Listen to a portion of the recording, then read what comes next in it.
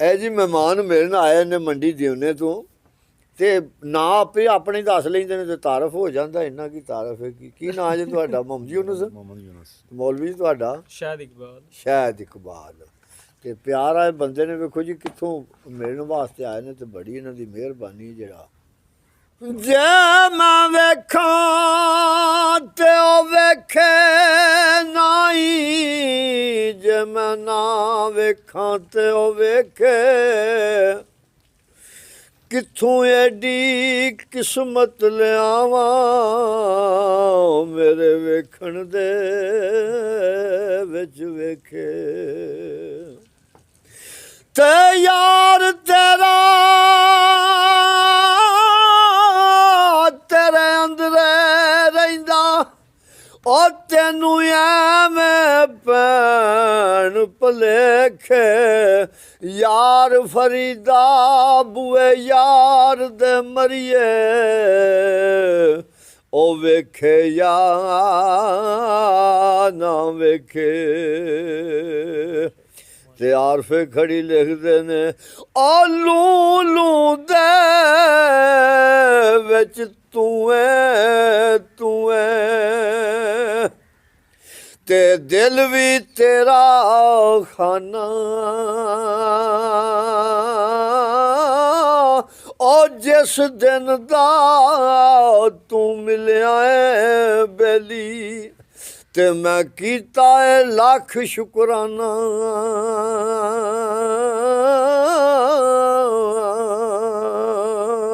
ਇਨਸਾਨ ਪਰ ਇਹ ਇਨਸਾਨ ਦੇ ਨਹੀਂ ਜਿਹੜਾ ਪਿਆ ਕਰਦਾ ਅਮਲ। ਕਮਾਵਾਂ ਮੈਂ ਕਰਨਾ ਗੱਲ ਖਾਸਾਂ ਦੀ ਨਹੀਂ, ਖਾਸਾਂ ਦੀ ਆਵਾਜ਼ ਲੱਗੀ ਹੈ ਆਮਾਂ ਵਿੱਚੋਂ। ਇਹ ਕਾਮ ਆ ਮੈਂ ਤੇ ਕਿਧਰੇ ਦੀਨ ਦਾ ਰਾਹ ਸਵਾਰਿਆ ਨਹੀਂ। ਔਰ ਦੁਨੀਆ ਵਿੱਚ ਵੀ ਰਿਹਾ ਨਕਾਮ ਆ ਮੈਂ। ਕਿਧਰੇ ਮੁਸਲਮਾਨ ਆ ਬੜੇ ਈਮਾਨ ਵਾਲਾ, ਤੇ ਕਿਧਰੇ ਜਾਣਾ ਨਾ ਕਲਮਾ ਕਲਾਮ ਆ ਮੈਂ। ਕਿਧਰੇ ਹਾਫਜ਼ ਕਾਰੀ, ਕਿਧਰੇ ਆਲਮ, ਕਿਧਰੇ ਜਾਣਾ ਨਾ ਦੀਨ ਸਲਾਮ ਆ ਮੈਂ। ਕਿਧਰੇ ਹਾਜੀ ਨਮਾਜ਼ੀ ਕੰਮ ਨੇਕੀਆਂ ਦੇ, ਕਿਧਰੇ ਧੋਖੇ ਕਰੋਧ ਦੇ ਬਾਮ ਆ ਮੈਂ। ਤੇ ਕਿਧਰੇ ਪਿਆ ਦੱਸਣਾ ਹੱਕ ਤੇ ਸੱਚ ਬੋਲੋ। ਉਹ ਕਿਧਰੇ ਜਾਣਾ ਨਾ ਲਾਲ ਆਰਾਮ ਆ ਮੈਂ। ਤੇ ਕਿਧਰੇ ਪਿਆ ਕਰਨਾ ਬੜੇ ਪਤੇ ਦੀਆਂ, ਕਿਧਰੇ ਪਤਾ ਹੀ ਨਹੀਂ ਕੌਣ ਬਾਦਸ਼ਾਹ ਕਿਹਦੀ ਆਵਾਮ ਆ ਮੈਂ। ਤੇ ਬੜਾ ਕੁਝ ਆ ਕਿਧਰੇ ਕੁਝ ਵੀ ਨਹੀਂ, ਬੁਲਬੁਲੇ ਵਾਂਗ ਨਿਸ਼ਾਨ ਇੱਕ ਖਾਮ ਆ ਮੈਂ। ਤੇ ਕਿਧਰੇ ਮੁਸਲਮਾਨ ਆ ਬੜੇ ਮਾਨ ਵਾਲਾ, ਤੇ ਕਿਧਰੇ ਖੋ ਕੇ ਖਾਮ ਦਾ ਤਾਮ ਆ ਮੈਂ। ਤੇ ਕਿਧਰੇ ਖਰੀਦਣਾ ਜੰਨਤ, ਤੇ ਕਿਧਰੇ ਆਪ ਵੇਖਣਾ ਸਿਰਫ ਲੈ ਕੇ ਇੱਕ ਦੋ ਦਾਮ ਆ ਮੈਂ। ਔਰ ਕਿਧਰੇ ਬਣ ਕੇ ਮਲੰਗ ਪਿਆ ਭੰਗ ਪੀਣਾ, ਤੇ ਕਿਧਰੇ ਮਸਜਿਦਾਂ ਵਿੱਚ ਇਮਾਮ ਆ ਮੈਂ। ਕਿਧਰੇ ਮਸਤ ਮਜਜ਼ੂਬ ਮੇਰਾ ਮਜ਼ਹਬ ਕੋਈ ਨਹੀਂ, ਕਿਧਰੇ ਰਕੂ ਸਜੂਦ ਕਿਆਮ ਆ ਮੈਂ। ਕਿਧਰੇ ਮਸਕੀਨਾ ਯਤੀਮਾਂ ਦਾ ਤਰਸ ਕਰਨਾ, ਤੇ ਕਿਧਰੇ ਲਾਹ ਕੇ ਖਾਮ ਦਾ ਚਾਮ ਆ ਮੈਂ। ਕਿਧਰੇ ਮਸਕੀਨ ਯਤੀਮ ਮਜ਼ਲੂਮ ਬਣਿਆ, ਕਿਧਰੇ ਜ਼ਾਲਮ ਜਾਬਰ ਵਰਿਆਮ ਆ ਮੈਂ। ਤੇ ਕਿਧਰੇ ਆਸ਼ਕ ਆਜਜ਼ ਹੋ ਕੇ ਰੁਲ ਗਿਆ ਵਾਂ, ਕਿਧਰੇ ਹੁਸਨ ਗਮਾਮ ਦੇ ਬਾਮ ਆ ਮੈਂ। ਕਿਧਰੇ ਤਾਲਬ ਦੁਨੀਆ, ਤੇ ਕਿਧਰੇ ਤਾਰਕ ਦੁਨੀਆ, ਕਿਧਰੇ ਨਾਲ ਦੁਨੀਆ ਡਾਢਾ ਜਾਮ ਆ ਮੈਂ। ਤੇ ਕਿਧਰੇ ਪਿਆਸ ਨਾ ਕੀੜੀ ਨਾ ਪੈਰ ਦੇ ਹੇਠ ਆ ਜਾਏ, ਬੇਲਗਾਮ ਆ ਮੈਂ। ਕਿਧਰੇ ਪਾਣੀ ਨੂੰ ਸਹਿਕਦਾ ਤਰਸਣਾ ਵਾ, ਤੇ ਕਿਧਰੇ ਭਰ ਭਰ ਕੇ ਪੀਣ ਦਾ ਜਾਮ ਆ ਮੈਂ। ਕਿਧਰੇ ਤਖਤ ਤੇ ਬਹਿ ਕੇ ਹੁਕਮ ਕਰਨਾ, ਕਿਧਰੇ ਸਾਂਸੀਆਂ ਘਾਰ ਗੁਲਾਮ ਆ ਮੈਂ। ਹਿਰਸ ਖਾਸ਼ ਤੇ ਨਫਸ ਸਵਾਰ ਮੇਰਾ, ਅੱਠੇ ਪੈਰ ਚੱਲਦਾ ਦੁੜਕੀ ਗਾਮ ਆ ਮੈਂ। ਕਸੂਰ ਮੰਦ ਇੱਕ ਹਨੇਰੇ ਦੀ ਕੰਧ, ਸਮਝੋ ਨਾ ਸੁਬਾ ਤੇ ਨਾ ਸ਼ਾਮ ਆ। ਉਹ ਰਬਾਈ ਵੇਖੀ ਤੇ ਉਹਨਾਂ ਨੇ, ਮੈਂ ਆਖਿਆ ਵੀ 2 ਸਤਰਾਂ ਵਿੱਚ ਤੁਸੀਂ ਕੋਈ ਨਹੀਂ ਲਾਈਆਂ। ਮੈਨੂੰ ਤਾਂ ਆਉਂਦੀ ਸੀ ਨਾ। ਉਹਨਾਂ ਜਾਚਿਆ ਵੀ ਬੰਦਾ ਕੋਈ ਪੜ੍ਹਿਆ ਲਿਖਿਆ। ਉਹਨਾਂ ਆਖਿਆ ਜੀ ਸਾਨੂੰ ਦੱਸੋ ਤੇ ਅਸੀਂ ਉਹ ਲਿਖ ਲੈਂਦੇ ਹਾਂ। ਤੇ ਅੱਗੋਂ ਜਿਹੜਾ ਛਾਪਾ ਹੈ ਉਹਦੇ ਵਿੱਚ ਉਹ ਮੈਂ ਦੱਸਿਆ 2 ਸਤਰਾਂ ਤੁਸੀਂ ਵਿੱਚ ਕੋਈ ਨਹੀਂ ਲਾਈਆਂ। ਉਹ ਫਿਰ ਮੈਂ ਲਿਖ ਲਈਆਂ। ਉਹਨਾਂ ਆਖਿਆ ਜੀ ਇਹ ਕਿਤਾਬ ਜਿਹੜੀ ਹੈ ਤੁਹਾਨੂੰ ਤੋਹਫੇ ਤੌਰ 'ਤੇ ਅਸੀਂ ਦੇ ਰਹੇ ਹਾਂ। ਇਹ ਇੱਕ ਇੱਜ਼ਤ ਹੀ ਹੁੰਦੀ ਹੈ ਨਾ। ਉਹ ਰੁਪਈਆ 200-300 ਕੀ ਕਮਾਈ ਸੀ, ਅਸਾਂ ਵੀ ਦੇ ਹੀ ਆਉਣਾ ਸੀ ਨਾ। ਉਹਨਾਂ ਫਿਰ ਉੱਤੇ ਲਿਖਿਆ ਵੀ ਮੇਰਾ ਵੀ ਨਾਂ ਲਿਖਿਆ, ਆਪਣਾ ਵੀ ਲਿਖਿਆ ਵੀ ਅਸੀਂ ਬਤੌਰ ਤੋਹਫਾ ਦਿੰਦੇ ਹਾਂ। ਚਲੋ ਉਹਦੇ ਵਿੱਚ ਫਿਰ ਇਹ ਸੀ ਵੀ ਜਿਹੜੀਆਂ ਕੋਈ ਵਿੱਚ ਕੋਈ ਰਹਿ ਜਾਂਦਾ, ਜਿਹੜਾ ਹੁਣ ਮੇਰੇ ਕੋਲ ਕਲਾਮ ਨਹੀਂ ਕਿਸੇ ਹੋਰ ਕੋਲ ਹੋਇਆ, ਤੇ ਉਹ ਵੀ ਉਹ ਵੇਖ ਚਾਹ ਲਈਦਾ। ਤੇ ਅੱਲਾਹ ਪਾਕ ਖੈਰ ਕਰੇ। ਤੇ ਉਹ ਫਿਰ ਇਹ ਇੱਕ ਮਾਲਕ ਦੀ ਅਤਾ ਹੈ। ਨਹੀਂ ਤੇ ਇੰਨਾ ਕੁਝ ਬੰਦੇ ਦੇ ਅੰਦਰ ਪਚ ਨਹੀਂ ਸਕਦਾ। ਤੇ ਇਹ ਕੰਪਿਊਟਰ ਜਿਹੜਾ ਮਾਲਕ ਬਣਾਇਆ ਚਲਾਉਣ ਵਾਲਾ ਵੀ ਉਹ ਹੀ ਹੈ। ਜੇ ਉਹ ਕਰਮ ਕਰੇ ਤੇ ਇਹਦੇ ਵਿੱਚ ਬੜਾ ਕੁਝ ਬਿਲਕੁਲ ਆ। ਉਹ ਬਾਉ ਸਾਹਿਬ ਬਰ ਆਖਿਆ ਨਾ ਵੀ ਦਿਲ ਜਿਹੜਾ ਇੰਨਾ ਕੁ ਵਸੀਹ ਹੈ ਤੇ ਕਿ ਲੋਥੜਾ ਹੀ ਹੈ ਨਾ ਥੋੜ੍ਹਾ ਜਿਹਾ, ਉਂਝ ਇੰਨਾ ਕੁ ਵਸੀਹ ਇਹਦੇ 'ਚ 14 ਤਬਕ ਸਮਾ ਜਾਂਦੇ।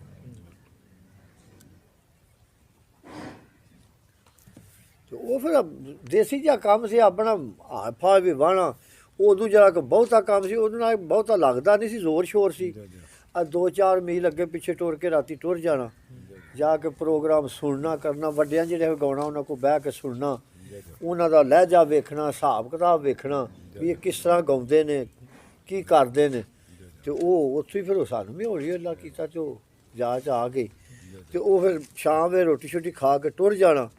ਸਰਗੀ ਨੂੰ ਜਾਨਾਂ ਨੂੰ ਵਾਪਸ ਡੇਰੇ ਵੀ ਪਰਤਣਾ, ਆ ਕੇ ਹਾਲ ਵੀ ਜੋਣਾ। ਪਤਾ ਹੀ ਨਹੀਂ ਸੀ ਹੁੰਦਾ ਤੇ ਕਿਵੇਂ ਦਾ। ਤੇ ਉਹ ਇੱਕ ਇਸ਼ਕ ਹੁੰਦਾ ਨਾ ਬੰਦੇ ਨੂੰ, ਠਰਕ ਹੁੰਦਾ। ਉਹ ਮੇਰਾ ਇੱਕ ਮਾਮੇ ਦਾ ਪੁੱਤਰ ਸੀ, ਅੱਲਾ ਅੱਗੇ ਦਾ ਉਹਦਾ ਭਲਾ ਕਰੇ ਸੋ ਅਰਸ਼ਦ ਸੀ, ਤੇ ਉਹਨੇ ਮੈਨੂੰ ਇਸ ਪਾਸੇ ਲਾਇਆ। ਉਹਨੂੰ ਠਰਕ ਬੜਾ ਸੀ ਗਾਉਣੇ ਦਾ। ਉਹ ਸਾਦਕ ਦੇ ਨਾਲ ਕਿੰਗ ਸਿੰਘ ਵਜਾਉਂਦਾ ਰਹਿੰਦਾ। ਉਹ 1-2 ਪ੍ਰੋਗਰਾਮ 'ਚ ਨਾ ਖੜਿਆ। ਆਵਾਜ਼ ਮੇਰਾ ਪਹਿਲਾਂ ਹੀ ਠੀਕ ਸੀ, ਬਚਪਨ ਤੋਂ ਹੀ। ਪਹਿਲਾਂ ਬਹੁਤ ਜ਼ਿਆਦਾ ਆਵਾਜ਼ ਸੀ, ਸੈਫਰ ਮਲੂਕ ਹੀ ਜ਼ਿਆਦਾ ਪੜ੍ਹੀਦਾ ਸੀ। ਤੇ ਉਹਨੇ ਆਖਿਆ ਵੀ ਉਹ 1-2 ਪ੍ਰੋਗਰਾਮ 'ਤੇ ਖੜਿਆ ਤਾਂ ਮੈਨੂੰ ਆਉਂਦਾ ਜਾਂਦਾ ਕੱਖ ਨਹੀਂ ਸੀ। ਮੈਂ ਕਿਹਾ ਵੀ ਇਹ ਤਾਂ ਕੰਮ ਨਹੀਂ ਠੀਕ, ਜਾਂ ਤਾਂ ਬੰਦਾ ਨਾ ਆਵੇ ਤੇ ਜਾਂ ਫਿਰ ਉਹ ਫਿਰ ਉਹ ਗੱਲਾਂ ਕੀਤਾ ਤੇ ਕੋਈ ਵਕਤ ਜਿਹਾ ਕੀਤਾ ਤੇ ਉਹ ਚਲੋ ਫਿਰ ਅੱਲਾਹ ਪਾਕ ਨੇ। ਤੇ ਹੁਣ ਉਹ ਆਵਾਜ਼ ਨਹੀਂ ਰਹਿ ਸਕਦਾ ਕਿ ਹੁਣ ਵਜੂਦ ਵਿੱਚ ਨੁਕਸ ਜ਼ਿਆਦਾ ਉਹਦੀ ਉਮਰ ਦੇ ਹਿਸਾਬ ਨਾਲ ਫਿਰ ਉਹ ਆ ਕੰਮ ਹੋਏ। ਅੱਲਾ ਵੀ ਹੁਣ ਵੀ ਠੀਕ ਹੈ, ਗੁਜ਼ਾਰਾ ਮਜ਼ਾਰਾ ਠੀਕ ਹੀ ਚੱਲ ਜਾਂਦਾ। ਬੰਦੇ ਜੀ ਰਾਜ਼ੀ ਹੋ ਜਾਂਦੇ ਨੇ ਤੇ ਮਕਸਦ ਤੇ ਨਾ ਕਿ ਬੰਦੇ ਰਾਜ਼ੀ ਕਰਨੇ। ਵੇਖੋ ਜੀ ਮੈਂ ਪੜ੍ਹਿਆ ਵੀ ਸਰਕਾਰ ਇੱਕ ਦਿਨ ਰਹਿਮਤ ਵਿੱਚ ਜੋਸ਼ ਵਿੱਚ ਆ ਗਏ ਤੇ ਹਜ਼ਰਤ ਖਤੀਜਾ ਨੂੰ ਉਹਨੇ ਆਖਿਆ ਵੀ ਨਾ ਹਜ਼ਰਤ ਆਸ਼ਾ ਨੂੰ, ਆਸ਼ਾ ਮੰਗ ਜੋ ਕੋਈ ਮੰਗਣਾ। ਸਰਕਾਰ ਜੋ ਕੋਈ ਮੰਗਣਾ ਮੰਗ ਲਾ, ਜੋ ਕੁਝ ਮੰਗਣੇ ਮੰਗ, ਅੱਜ ਤੈਨੂੰ ਅਤਾ ਹੋਵੇਗਾ। ਤੇ ਹਜ਼ਰਤ ਅੰਮਾ ਆਸ਼ਾ ਸਦੀਕਾ ਆਖਣ ਲਈਆਂ ਵੀ ਦਿਲ ਵਿੱਚ ਖਿਆਲ ਆਇਆ ਵੀ ਮੈਂ ਕੋਈ ਥੋੜ੍ਹਾ ਕੋਈ ਨਾ ਮੰਗ ਲਾਂ। ਖਜ਼ਾਨਾ ਵੇ ਬੇਬਾਹ ਹੈ। ਆਖਿਆ ਸਰਕਾਰ ਇਜਾਜ਼ਤ ਹੋਵੇ ਤਾਂ ਮੈਂ ਆਪਣੇ ਅੱਬੂ ਹਜ਼ਰਤ ਅਬੂ ਬਕਰ ਸਦੀਕ ਨਾਲ ਸਲਾਹ ਕਰਕੇ ਮੰਗ ਸਕਦੀ ਹਾਂ। ਆਖਿਆ ਇਜਾਜ਼ਤ ਹੈ, ਜਾ ਕੇ ਸਲਾਹ ਕਰ ਲਿਆ। ਜਾ ਕੇ ਅੱਬੂ ਨੂੰ ਆਖਿਆ ਵੀ ਐਸਾ ਐਸਾ ਸਰਕਾਰ ਹੈ, ਰਹਿਮਤ ਜੋਸ਼ ਵਿੱਚ ਆਈ, ਇਹ ਤੋਂ ਪਿਆਦੇ ਨੇ ਮੰਗ ਜੋ ਕੋਈ ਮੰਗਣਾ। ਅਤੇ ਮੈਨੂੰ ਦੱਸੋ ਮੈਂ ਕੀ ਮੰਗਾਂ, ਮੈਨੂੰ ਤਾਂ ਕੋਈ ਸਮਝ ਨਹੀਂ ਆਉਂਦੀ ਪਈ। ਅਤੇ ਫਿਰ ਉਹ ਮੀਆਂ ਸਾਹਿਬ ਨੇ ਆਖਿਆ ਨਾ, ਆਰਫੇ ਖੜੀ ਨੇ ਵੀ ਜੋ ਕਿਸੇ ਦਾ ਆਸ਼ਿਕ ਹੋਵੇ ਗੱਲ ਉਸੇ ਦੀ ਕਰਦਾ, ਜਿਹਦਾ ਕਿਸੇ ਨੂੰ ਇਸ਼ਕ ਹੋਵੇ ਤਲਬ ਹੋਵੇ ਉਹ ਹੀ ਮੰਗਣੀ ਹੁੰਦੀ ਹੈ। ਹਜ਼ਰਤ ਅਬੂ ਬਕਰ ਸਦੀਕ ਆਖਣ ਵੀ ਆਸ਼ਾ ਜੇ ਤੇ ਮੇਰੇ ਕੋਲ ਮਸ਼ਵਰਾ ਲੈਣੇ ਨੇ ਤੇ ਸਰਕਾਰ ਜਿਸ ਵਿਆਹ ਕਰਦੇ ਨੇ ਮੰਗ ਜੋ ਕੋਈ ਮੰਗਣਾ। ਤੇ ਆਖੀ ਜਦੋਂ ਸਰਕਾਰ ਮਰਾਜ ਸ਼ਰੀਫ 'ਤੇ ਗਏ ਸੋ ਤੇ ਜਾਂ ਤੁਸੀਂ ਸੋ ਤੇ ਜਾਂ ਰੱਬ ਦੀ ਰਾਹ ਸੀ, ਅੱਖਾਂ ਨਾਲ ਵੇਖਿਆ ਤੇ ਤੁਸਾਂ ਵੇਖਿਆ, ਅਸੀਂ ਤੇ ਉਹਦੀਆਂ ਨਿਸ਼ਾਨੀਆਂ ਪੇ ਵੇਖਦੇ ਹਾਂ ਨਾ, ਅਸੀਂ ਤੇ ਉਸ ਮਾਲਕ ਦੀਆਂ ਨਿਸ਼ਾਨੀਆਂ ਹੀ ਸਾਰੀਆਂ ਵੇਖਦੇ ਹਾਂ ਨਾ। ਤੇ ਤੁਸਾਂ ਕੋਲ ਬਹਿ ਕੇ ਵੇਖਿਆ ਚਾਖਿਆ, ਗੱਲਾਂ ਬਾਤਾਂ ਕੀਤੀਆਂ ਨੇ, ਤੇ ਜਿਹੜੀਆਂ ਉੱਥੇ ਤੁਸਾਂ ਗੱਲਾਂ ਕਰਦੇ ਰਹੇ ਹੋ ਨਾ, ਉਹਨਾਂ ਵਿੱਚ ਕੋਈ ਗੱਲ ਸਾਨੂੰ ਵੀ ਦੱਸੋ, ਪਤਾ ਲੱਗ ਜੇ ਵੀ ਅੱਲਾ ਨਾਲ ਕਿਹੜੀਆਂ ਗੱਲਾਂ ਹੋਈਆਂ ਨੇ। ਉਹਨਾਂ ਨੂੰ ਤਲਬ ਇਹ ਸੀ ਮੋਢਿਆਂ ਦੇ ਸਰਕਾਰ ਨੂੰ ਉਹਨਾਂ ਸਫ਼ਰ ਕੀਤੇ ਨੇ, ਤੇ ਫਿਰ ਗਾਰ ਦੇ ਵਿੱਚ ਵੀ ਸਫ਼ਰ ਰਿਹਾ ਸਾਰਾ। ਉਹ ਤੇ ਹਮਰਾਜ ਸਨ, ਉਹ ਤੇ ਚਾਹੁੰਦੇ ਹਨ ਵੀ ਲੱਭੇ ਕੋਈ ਇਸ ਤਰ੍ਹਾਂ ਦੀ ਗੱਲ। ਦੁਨੀਆ ਦੇ ਮਾਲ ਦੀ ਤਾਂ ਖਾਸ਼ ਹੀ ਕੋਈ ਨਹੀਂ ਸੀ ਨਾ। ਜਿਸ ਵੇਲੇ ਗਏ ਤੇ ਹਾਂ ਆਸ਼ਾ ਮੰਗ ਵਾ ਕੀ ਮੰਗਣਾ ਹੀ। ਸਰਕਾਰ ਜਦੋਂ ਮਹਾਰਾਜ ਸ਼ਰੀਫ 'ਤੇ ਗਏ ਸਨ, ਜੇ ਫਿਰ ਅੱਲਾ ਪਾਕ ਨਾਮ ਕਲਾਮ ਹੋਇਆ ਸਨ, ਤੂੰ ਜਿਹੜੀਆਂ ਗੱਲਾਂ ਕਰਦੇ ਰਹੇ ਉਹਨਾਂ 'ਚ ਕੋਈ ਗੱਲ ਸਾਨੂੰ ਵੀ ਦੱਸੋ, ਪਤਾ ਲੱਗੇ ਸਾਨੂੰ ਕੀ ਕੀਤੇ। ਮੁਸਕਰਾਏ, ਉਹਨਾਂ ਆਖਿਆ ਮੇਰੇ ਯਾਰ ਦਾ ਇੰਤਖਾਬ ਵੇਖੋ, ਆਈਏ ਵੀ ਤਲਬ ਕਿਹੜੀ ਚੀਜ਼ ਦੀ ਹੈ। ਆਖਿਆ ਆਸ਼ਾ ਜਦੋਂ ਮੈਂ ਅੱਲਾ ਪਾਕ ਨਾਮ ਕਲਾਮ ਹੋਇਆ ਸਨ ਨਾ, ਤੇ ਅੱਲਾ ਪਾਕ ਇਹ ਗੱਲ ਆਖੀ ਸੀ ਵੀ ਜਿਹੜਾ ਕਿਸੇ ਦਾ ਦਿਲ ਨਹੀਂ ਨਾ ਤਰੋੜਨ ਲਗਾ, ਮੈਂ ਅੱਲਾ ਉਹਨਾਂ ਦਾ ਵਾਅਦਾ ਕਰਨਾ ਮੈਂ ਉਹਨੂੰ ਜੰਨਤ 'ਚ ਖੜਾ ਲਾ। ਤੇ ਤਾਂ ਹੀ ਮੀਆਂ ਸਾਹਿਬ ਨੇ ਆਖਿਆ ਨਾ ਵੀ ਜੋ ਕੋਈ ਚਾਹੀਦਾ ਢਾਹ ਛੱਡ ਇੱਕ ਬੰਦੇ ਦਾ ਦਿਲ ਨਾ ਢਾਏ, ਕਿਉਂਕਿ ਦਿਲਾਂ ਵਿੱਚ ਉਹ ਆਪ ਰਹਿੰਦਾ। ਉਹੀ ਤਾਂ ਉਹਨੇ ਫਿਰ ਸਾਰੇ ਸਬਾਬ ਬਣਾਏ ਨਾ ਵੀ ਉੱਥੇ ਮੱਕੇ ਆਓ, ਮੈਂ ਉੱਥੇ ਆ, ਉੱਥੇ ਵੀ ਆ ਕੇ ਤੇ ਹਜ ਕਰੋ। ਉਂਝ ਕੁਰਾਨ ਪਾਕ ਵਿੱਚ ਉਹਨੂੰ ਆਖਿਆ ਵੀ ਕਲੂਬੁਲ ਮੋਮਿਨੀਨ ਅਰਸ਼ ਅੱਲਾਹ ਤਾਲਾ ਮੋਮਨ ਦਾ ਕਲਬ ਜਿਹੜਾ ਮੇਰਾ ਔਕਾਰ ਹੈ, ਉਹ ਆਪ ਰਹਿੰਦਾ। ਤੇ ਇੱਥੇ ਇਹ ਜਾਂ ਸ਼ੈਤਾਨ ਨੇ ਖੋਲ ਲਈ ਹੈ ਤੇ ਜਾਂ ਰਹਿਮਾਨ ਨੇ, ਉੱਥੇ ਤੀਜਾ ਬੰਦੇ ਦਾ ਤੇ ਜ਼ੋਰ ਹੀ ਕੋਈ ਨਹੀਂ। ਜਿਹੜਾ ਕੋਈ ਜ਼ਿਕਰ ਜ਼ਕਾਰਜ ਕਰਦਾ, ਕਿਸੇ ਦੇ ਲੜ ਲੱਗ ਗਿਆ, ਚੰਗੇ ਕੰਮ ਕਰਦਾ, ਉੱਥੇ ਤੇ ਰਹਿਮਾਨ ਦਾ ਹੀ ਘਰ ਹੈ ਨਾ, ਆਪ ਉਹ ਰਹਿੰਦਾ। ਤੇ ਜਿਹੜਾ ਗਾਫਲ ਹੋ ਗਿਆ ਉਹ ਸ਼ੈਤਾਨ ਦਾ ਦਾਲ ਲੱਗ ਗਿਆ, ਉਹਨੇ ਡੇਰਾ ਲਾ ਲਿਆ। ਤੇ ਸਾਡੀ ਸਰਕਾਰ ਇਹ ਗੱਲ ਆਖਦੇ ਨੇ ਵੀ ਉਹਨਾਂ ਕਈਆਂ ਕਿਸਮਾਂ ਦਾ ਜ਼ਿਕਰ ਦੱਸਿਆ ਵੀ ਜਿਹੜਾ ਜ਼ਿਕਰ ਬੰਦਾ ਕਰਦਾ ਨਾ ਉੱਥੇ ਸ਼ੈਤਾਨ ਨਹੀਂ ਰਹਿ ਸਕਦਾ, ਸ਼ੈਤਾਨ ਡਰਦਾ ਨੱਸ ਜਾਂਦਾ। ਉਹ ਸਾਡੇ ਸੂਫੀਆ ਕਰਾਮ ਸਾਹਿਬ ਦੇ ਕਿਸੇ ਮੌਲਵੀ ਨਾਲ ਨਾ ਥੋੜ੍ਹੀ ਜਿਹੀ ਗੱਲਬਾਤ ਹੋ ਗਈ, ਨਾ ਆਖਿਆ ਵੀ ਮੌਲਵੀ ਜੀ ਆਖੋ ਤਾਂ ਅਸੀਂ ਕੋਈ ਗੱਲਬਾਤ ਕਰ ਲਈਏ। ਇਹ ਚੋਰਾ ਆਈ ਦੇ ਨੇ ਸੂਫੀ ਖਾਦਮ ਸਾਹਿਬ, ਇਸ ਵੇ ਸਾਹਿਬ ਡਿਪਟੀ ਨੇ ਸਾਡੇ ਜ਼ਿਲ੍ਹੇ ਦੇ ਹੋਈ। ਉਹਨਾਂ ਆਖਿਆ ਮੌਲਵੀ ਜੀ ਪਏ ਆਂਦੇ ਨਮਾਜ਼ ਪੜ੍ਹੋ, ਇਹ ਤੁਹਾਂ ਰੱਟ ਰੱਖੇ ਆ, ਕੋਈ ਗਰੰਟੀ ਦਿੰਦੇ ਹੋ ਬੰਦਾ ਨਮਾਜ਼ ਪੜ੍ਹੇ ਤਾਂ ਬਖਸ਼ਿਆ ਜਾਏਗਾ। ਉਹਨੇ ਮੌਲਵੀ ਚ ਮੁਸਕਰਾਇਆ। ਉਹਨਾਂ ਆਖਿਆ ਵੀ ਮੈਂ ਤਾਂ ਇਹੀ ਪੜ੍ਹਿਆ ਤੇ ਬਜ਼ੁਰਗਾਂ ਕੋ ਵੀ ਇਹੀ ਸੁਣਿਆ ਵੀ ਅੱਲਾਹ ਪਾਕ ਆਖਿਆ ਤੁਸੀਂ ਮੇਰਾ ਜ਼ਿਕਰ ਕਰੋ ਤੇ ਮੈਂ ਤੁਹਾਡਾ ਜ਼ਿਕਰ ਕਰਾਂ। ਤੁਸੀਂ ਮੇਰੇ ਵੱਲ ਇੱਕ ਕਦਮ ਵਧਾਓ ਤੇ ਮੈਂ 10 ਕਦਮ ਵਧਾਉਣਾ। ਅੱਲਾਹ ਪਾਕ ਨੂੰ ਤੇ ਨਾ ਆਪਣੇ ਬੰਦੇ ਨਾਲ ਪਿਆਰ ਹੈ। ਤੇ ਨਮਾਜ਼ ਜਿਹੜੀ ਹੈ ਪੜ੍ਹਨੀ ਠੀਕ ਹੈ ਇਸ ਵਾਸਤੇ ਕਿ ਜਿਹੜੇ ਆਸ਼ਿਕ ਲੋਕ ਨੇ ਉਹਨਾਂ ਦੀ ਤਾਂ ਨਮਾਜ਼ ਹੀ ਵੱਖਰੀ, ਉਹ ਤਾਂ 24 ਘੰਟੇ ਨਮਾਜ਼ ਵਿੱਚ ਰਹਿੰਦੇ। ਸਾਡਿਆਂ ਦੁਨੀਆਦਾਰਾਂ ਵਾਸਤੇ ਠੀਕ ਹੈ। ਜਦੋਂ ਮਰਾਜ ਸ਼ਰੀਫ ਤੇ ਸਰਕਾਰ ਗਏ ਸਨ ਤੇ ਤੋਹਫਾ ਲੱਭਾ ਸੀ ਵੀ ਆ ਪਹਿਲਾਂ ਤਾਂ ਚੌਕੀਆਂ ਲੱਭੀਆਂ ਹਨ ਤੇ ਫਿਰ ਰਾਹ ਵਿੱਚ ਹੁੰਦਾ ਸੀ ਵੀ ਤੇਰੀ ਉਮਤ ਤੇ ਕੰਮ ਨਹੀਂ ਕਰਨਾ। ਤੇ ਫਿਰ ਪੰਜਾਂ ਤੋਂ ਉਹਨਾਂ ਆਖਿਆ ਵੀ ਤੂੰ ਹੁਣ ਥੱਲੇ ਤੋਂ ਮੈਨੂੰ ਆਪ ਵੀ ਸ਼ਰਮ ਆਉਂਦੀ ਹੈ ਜਾਂਦੇ ਆ ਵੀ ਜੇ ਇੰਨਾ ਵੀ ਨਹੀਂ ਨਾ ਕਰਨਾ ਤੇ ਫਿਰ ਕਰਨਾ ਵੀ ਕੀ ਨੇ। ਤੇ ਵੇਖੋ ਜੀ ਉਹ ਵੀ ਚੰਗਾ ਅੰਬਲ ਹੈ। 5 ਟਾਈਮ ਬੰਦਾ ਵੁਜ਼ੂ ਕਰੇ, ਹੱਥ ਮੂੰਹ ਸਾਫ਼ ਰਹਿੰਦਾ, ਬੰਦੇ ਦੇ ਗੁਨਾਹ ਝੜਦੇ ਨੇ, ਚਲੋ ਉਹਦੇ ਅੱਗੇ ਸਜਦਾ ਹੁੰਦਾ। ਤੋ ਆਸ਼ਿਕ ਲੋਕ ਤੇ ਇਸ ਤਰ੍ਹਾਂ ਆਖਦੇ ਨੇ ਵੀ ਉਹ ਇੱਕ ਨਾ ਆਪ ਤੇ ਮੇਰੀ ਮੁਲਾਕਾਤ ਨਹੀਂ ਹੋਈ ਉਹਨਾਂ ਦਾ, ਮੁਹੰਮਦ ਹੁਸੈਨ ਮਲੰਗ ਹੋਇਆ ਮੰਡੀ ਦੇ ਬਾਵਲਦੀਨ ਦੇ ਅੱਗੇ ਪਿੱਛੇ, ਕਲਾਮ ਉਹਦਾ ਜਿਵੇਂ ਪੜ੍ਹਿਆ ਤਾਂ ਬੜਾ ਠੀਕ ਹੈ। ਉਹ ਇੱਕ ਤਾਂ ਲਿਖਦਾ ਵੀ ਬੇਬੁੱਤ ਤੇ ਰੂਹ ਦਾ ਸਾਕ ਕੀ ਹੈ। ਇਸ ਗੱਲ ਤੋਂ ਅਜਬ ਹੈਰਾਨ ਹਾਂ ਮੈਂ, ਮੰਨਾ ਬੁੱਤ ਨੂੰ ਤੇ ਰੱਬ ਦਾ ਕੁਫਰ ਲਾਜ਼ਮ, ਬਿਨਾਂ ਰੱਬ ਦੇ ਬੁੱਤ ਬੇਜਾਨ ਹਾਂ ਮੈਂ। ਤਖਤ ਕਲਬ ਦਾ ਨਹੀਂ ਸਵਾਰ ਡਿੱਠਾ, ਨਿਰਾ ਪੜ੍ਹ ਸੁਣ ਕੇ ਮੁਸਲਮਾਨ ਹਾਂ ਮੈਂ। ਮੁੱਲਾਂ ਲਾਣ ਬੇਸ਼ੱਕ ਮਲੰਗ ਫਤਵੇ, ਲੱਗਾ ਯਾਰ ਨੂੰ ਸੀਸ ਨੂੰ ਆਣਾ। ਉਹਨੇ ਆਖਿਆ ਵੀ ਸਜਦਾ ਤਾਂ ਬੁੱਤ ਨਹੀਂ ਹੋਇਆ ਸੀ, ਭਾਵੇਂ ਉਹ ਆਪ ਹੀ ਸੀ ਵਿੱਚ ਬੈਠੇ ਆ, ਉਸ ਵੇਲੇ ਤਾਂ ਬੁੱਤ ਨਹੀਂ ਹੋਇਆ ਸੀ ਨਾ। ਤੇ ਬਾਅਦ ਵਿੱਚ ਫਿਰ ਮਨਾ ਇਸ ਵਾਸਤੇ ਕੀਤਾ ਗਿਆ ਸੀ ਵੀ ਲੋਕ ਨਿਰੇ ਪੁਜਾਰੀ ਨਾ ਹੋ ਜਾਣ, ਆਪ ਮੇਰੇ ਵੱਲ ਖਿਆਲ ਰੱਖਣ। ਤੇ ਜਿਹੜੇ ਆਸ਼ਿਕ ਨੇ ਫਿਰ ਉਹ ਤਾਂ ਨਹੀਂ ਮੁੜਦੇ, ਉਹ ਆਉਂਦੇ ਨੇ ਵੀ ਚਲੋ ਜੋ ਕੁਛ ਹੁੰਦਾ ਹੋਣ ਦਿਓ। ਉਹ ਮੈਂ ਉੱਥੇ ਹੀ ਸਰ ਲਈ ਜਾਈ ਤੇ ਉਹਨਾਂ ਫੋਨ ਕੀਤਾ ਮੰਡੀ ਵਾਲਿਆਂ ਨੇ, ਉਹਨਾਂ ਆਖਿਆ ਵੀ ਉਹ ਸਾਡੇ ਮੁਰਸ਼ਿਦ ਨੇ ਜਿਨ੍ਹਾਂ ਦਾ ਤੁਸੀਂ ਕਲਾਮ ਪੜ੍ਹਿਆ ਤੇ ਤੁਸੀਂ ਆਵੋ ਸਾਡੇ ਕੋਲ ਤੇ ਅਸੀਂ ਕਿਤਾਬਾਂ ਉਹਨਾਂ ਦੀਆਂ ਦੁਆ ਨੇ ਵੀ ਤੁਹਾਨੂੰ ਦਿਆਂ। ਤੇ ਨਾਲੇ ਫਿਰ ਉਹਨਾਂ ਨੂੰ ਸਿਖਾਉਂਦੀ ਨਾ ਗੱਲ ਜੀ ਤੇ ਪੀਰ ਮੁਰਸ਼ਿਦ ਦਾ ਹੋਵੇ। ਤੇ ਇੱਕ ਜਿਹੜੇ ਲਾਹੌਰੋਂ ਫੋਨ ਆਇਆ, ਉਹ ਪਿੱਛੇ ਤੇ ਮੇਰੇ ਹਾਲ ਕਾੜੇ ਦੇ ਨੇ, ਉੱਥੇ ਵੀ ਕੋਈ ਦੁਕਾਨਾਂ ਸ਼ਿਕਾਨਾਂ ਨੇ, ਉਹ ਦੈਮ ਦੇ ਮਰੀਜ਼ ਨੇ, ਦੈਮ ਸਾਹਿਬ ਦੇ। ਤੇ ਇਹ ਰੱਬ ਦੀ ਦੇਣ ਹੁੰਦੀ ਹੈ, ਭਾਵੇਂ ਕੋਈ ਮਸੱਲੀ ਹੋਵੇ ਮੋਚੀ ਹੋਵੇ। ਦੈਮ ਸਾਹਿਬ ਆਜ਼ਾਦ ਦੇ ਤਰਖਾਨ ਸਨ। ਤੇ ਉਹਨਾਂ ਆਖਿਆ ਵੀ ਉਹ ਮੁਸੰਨਫ ਦੀ ਦੁਆ ਨਾ ਦੂਜੇ ਤੀਜੇ ਸਫੇ ਵਿੱਚ ਆਉਂਦੀ ਹੈ।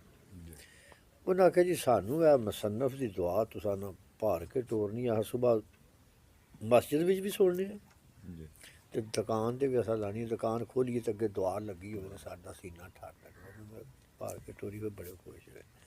ਤੇ ਵੇਖੋ ਜੀ ਇਹਨੇ ਨਾਲ ਸਾਡਾ ਤਾਂ ਫਰਕ ਕੋਈ ਨਹੀਂ ਪੈਂਦਾ, ਇੱਕ ਸ਼ੌਕ 'ਚ ਹੋਇਆ, ਅਗਲਾ ਬੰਦਾ ਖੁਸ਼ ਹੋ ਜਾਂਦਾ ਤੇ ਬੰਦਾ ਖੁਸ਼ ਹੋਵੇ ਤੇ ਰੱਬ ਖੁਸ਼ ਹੋ ਜਾਂਦਾ।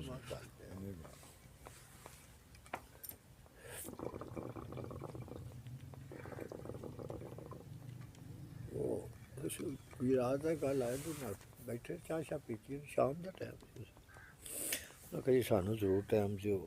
ਚਲੋ ਮੈਂ ਕਿਹਾ ਠੀਕ ਦੇ ਦਿੰਦੇ ਟਾਈਮ, ਕਿਸੇ ਵੇ ਮੈਂ ਕਿਹਾ ਨਹੀਂ ਵੀ ਹੁੰਦਾ।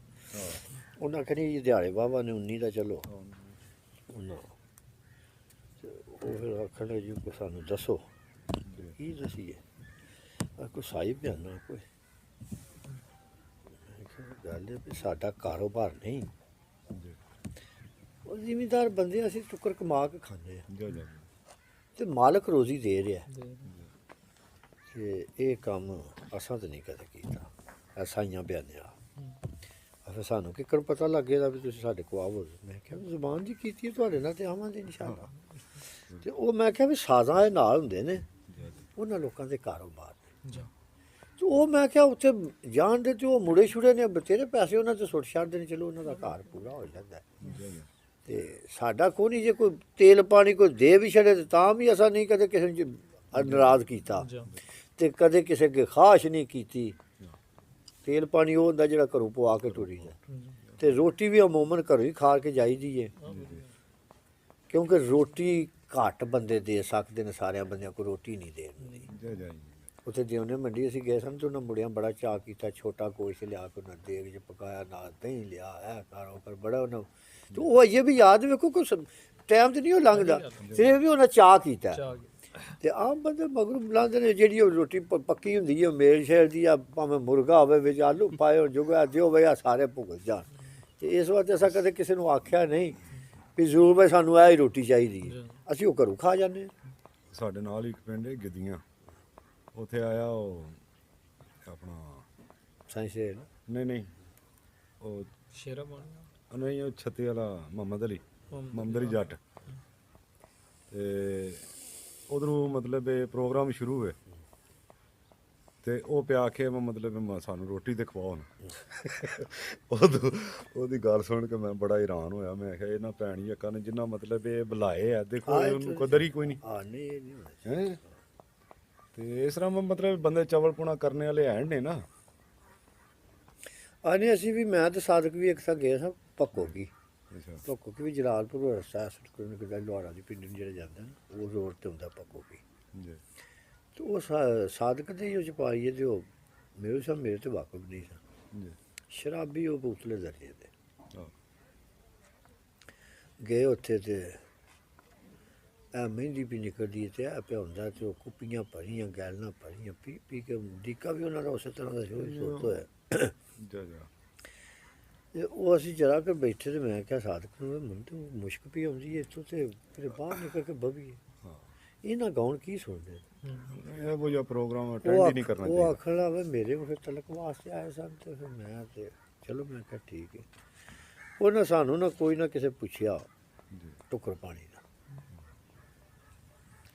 ਜਿਸ ਰਾਤ ਨੂੰ ਟੱਪੀ ਨਾ ਤੇ ਉਹ ਬੰਦੇ ਚਾਰ ਚਫੇਰੇ ਜਿਹੜੇ ਆਏ ਸਨ ਸੁਣ ਗਿਣ ਕੇ, ਉਹਨਾਂ ਆਖਿਆ ਵਾ ਕੀਤਾ ਤੂੰ ਨਾ ਚਵਲ ਪੁਣਾ ਹੀ ਹੈ, ਤੂੰ ਜੇ ਅਸੀਂ ਆਏ ਹਾਂ ਸਾਡੇ ਨਾਲ ਤਾਂ ਕੋਈ ਕਰੋ।